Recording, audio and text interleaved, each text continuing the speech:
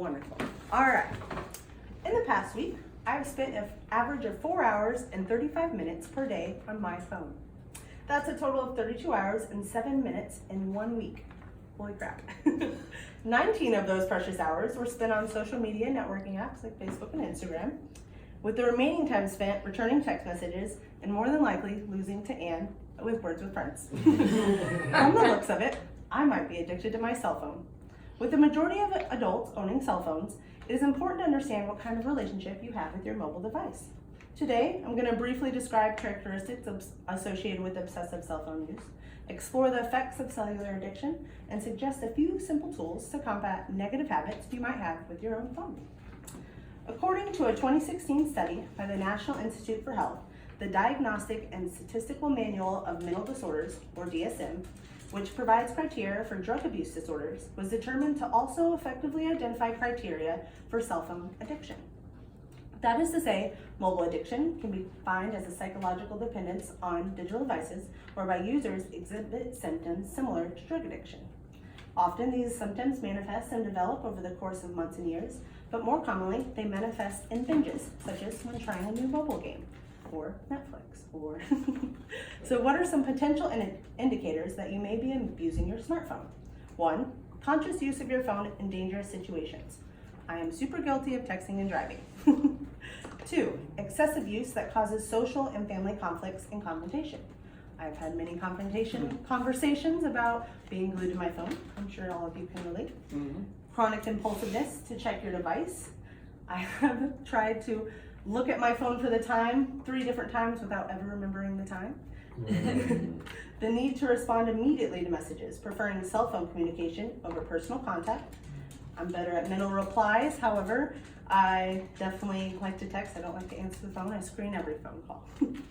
And anxiety, irritability if your cell phone is not accessible, and feelings of unease when unable to use it. Don't feel bad if you find yourself relating to these indicators. I know I do. Not only is this a brief list, but according to Bank of America's Trends in Consumer Mobility, 54% of young adults admit to exhibiting some type of behavior regarding addictive behavior regarding their phone. All right, so I have a fun little handout that you guys can all. These are facts to terrify you even more that I've compiled. Thank you. There you are. So, some cool little things. Obviously, most people look at their phone 110 times a day. That's crazy. I don't think I do that. But yeah. I mean, every time you pick it up, I know the little app on my phone told me I looked at it about 74 times. I'm like, oh, just being aware, you don't know. 40% check their phones in the bathroom. I all the time take my phone to the bathroom. What do you do if you're in there for a long time, And then 1 in 5 even use their phone during sex, which is really weird to me. Wow. Yeah. 1 in 5? Yeah, from 18 to 35 on there, which is crazy. So why has addiction to our phones become so prevalent? Simply put, it's the relationship of dopamine, known as the feel-good chemical, and the anticipation of reward that drives our obsessive behavior. According to Dr. David Greenfield, founder of the Center for Internet and Technology Addiction, dopamine reward centers in our brain are the same areas involved when we eat, have sex, drink alcohol, and ingest drugs. Dopamine is responsible for the mental and physical functions when forming our reward-seeking behaviors. Yeah, Dr. Greenfield acknowledges 3 types of dopamine release rewards. Reward of the hunt. This is where we are expecting new experiences and information when checking our phones. Status updates, new apps, fresh notifications, all trigger a release of dopamine. Reward of thyself. This is where people are looking to get validation and agreement from other people. Humans are creatures where we are always seeking approval. Every time someone likes your photo or status, your dopamine level increases, making you feel good. Reward of the tribe. As humans, we are social creatures who dislike being alone. Our phones give us connections with other people that we crave. Social media especially provides a community platform which creates a feeling of acceptance. Just like reward of thyself, when other people like your status, comment, or agree with you, you feel good because you have been validated. Now that you are more informed of the characteristics and reasons people become addicted to their phone, let's explore some effects of obsessive cell phone habits. According to Bentley University's cyber psychology professor, Greg Hall, smartphones really are changing our interpersonal behavior. FOMO, or fear of missing out, is a term used to describe the anxiety experienced when you see others having fun and you're not. Sure, this feeling is nothing new. However, with the invention of social media, FOMO is being experienced more frequently. If you have 900 friends all posting about their great adventures, that's 900 times you could potentially feel like you're missing out. If you're smart enough not to engage in social media, like Aaron, frequent use of the internet can lead to different problems, such as short attention span and poor memory. According to Dr. Greenfield, mentioned earlier, people who are constantly on social media and skimming the web often have a harder time paying attention. When you spend too much time on Facebook, Twitter, and the like, processing and storing memories becomes more difficult because your brain needs rest due to information overload. Disrupted sleep is also a common result of frequent smartphone use, especially later in the day. Smartphones emit bright blue light.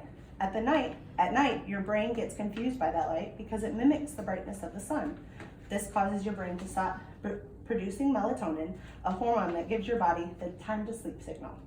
Using your phone right before bed can disrupt your sleep cycle, making it harder to fall asleep and stay asleep. All right, so you guys all took your survey. So this is the results of that. All right, kind of, you guys want to look at it, I talk too fast, but all right, if you scored a 1 to 2, your behavior is normal, but that doesn't mean you should live on your smartphone. 3 to 4, your behavior is leaning towards problematic or compulsive. 5 or above, it is likely that you may have a problematic or compulsive smartphone use pattern. An 8 or higher, you might consider seeing a psychologist, psychiatrist, or psychotherapist. Granted, this is for informational and educational uses, so we don't all need to go talk to someone. So there's that. All right, awesome. All right, now that we are all more aware of our habits, there are some easy suggestions that you can use that can combat any potential negative. In the trash. 1, you can create no phone zones or no phone times. For example, choosing your bedroom I totally messed this up. Anyways, choosing your bedroom as a phone-free space will encourage better sleeping habits, or choosing to turn off your phone after 7 p.m. You can disable all notifications, or if you're feeling brave, just delete media apps altogether. And lastly, give yourself empowering reasons to turn around your habits. Why do you want to spend so much time on your phone? Personally, I like to be more present in my relationships. When your reasons are strong and emotional, you'll be more committed to changing your habits. So, in conclusion, I hope the information I have shared with you today has helped give you hold on, as I mess up the words, I have too many in my head. I have shared with you today will impact any negative aspect you might have with your cellular device. In a world where technology is ever growing, understanding what causes addiction and the effects of being constantly plugged in will hopefully diminish anxiety associated with your phone, develop stronger memories, enable better sleep patterns, and ultimately allow you to be more present in your life. Yay!